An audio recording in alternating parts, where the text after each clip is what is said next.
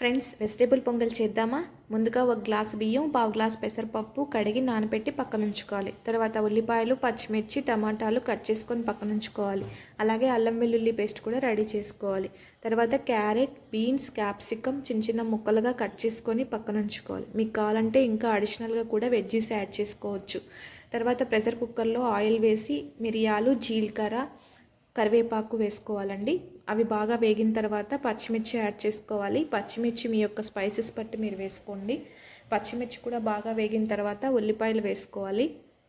ఉల్లిపాయలు రంగు మారేంత వరకు వేయించుకోవాలండి. తర్వాత ఒక స్పూన్ అల్లం వెల్లుల్లి పేస్ట్ వేసుకోవాలి. అల్లం వెల్లుల్లి పేస్ట్ అనేది పచ్చివాసన పోయేంత వరకు మనం వేయించుకోవాలి. ఈ స్టేజ్లో మనం ఒక స్పూన్ ఆయిల్ వేస్తే పొంగల్ టేస్ట్గా ఉంటుంది, అడుగంటకుండా కూడా ఉంటుందండి.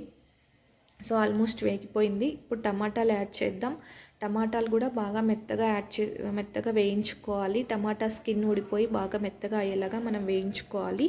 తర్వాత మనం కట్ చేసి పక్కన ఉంచుకున్న వెజ్జీస్ని యాడ్ చేసుకోవాలి.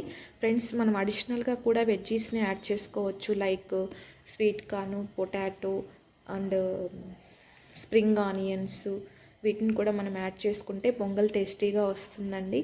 సో ఆల్మోస్ట్ వెజ్జీస్ వేగిపోయాయి. ఇప్పుడు ఎసరు వేసుకుందాం. నేనైతే ఒక గ్లాస్కి 4.5 గ్లాస్ వాటర్ వేసాను.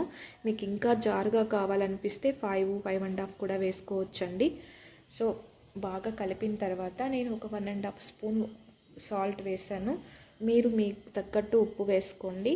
బాగా కలిపి ఎసురు బాగా ఉడుకుతూ ఉన్నప్పుడు మనం నానబెట్టి పక్కన ఉంచుకున్న రైస్, పెసరపప్పు ఉంది కదండి, అవి వేసుకొని బాగా కలిపి ప్రెషర్ కుక్కర్లో మూత పెట్టేసి 5 to 6 విజిల్స్ పెడితే సరిపోతుందండి.